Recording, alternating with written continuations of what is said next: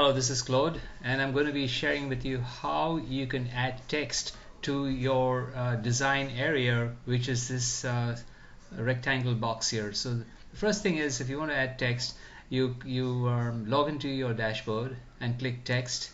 Once you selected text, you'll get a drop down. You'll get a lot of different fonts here.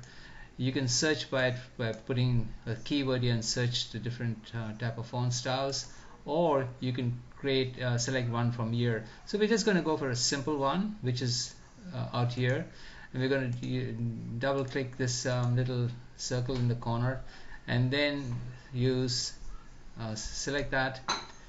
Once you selected that, the text appears here. So I'm going to show you some basic editing here.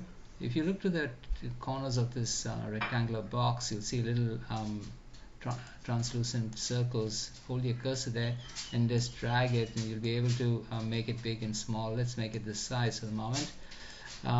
And you can change. You can double click on a word or words or the whole sentence, and then you can make it bold, unbold. You can put in italics or underline.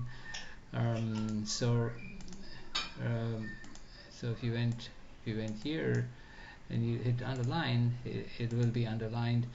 Now what we can also do is we can change the size here, go for a bigger size, a smaller size, up to us.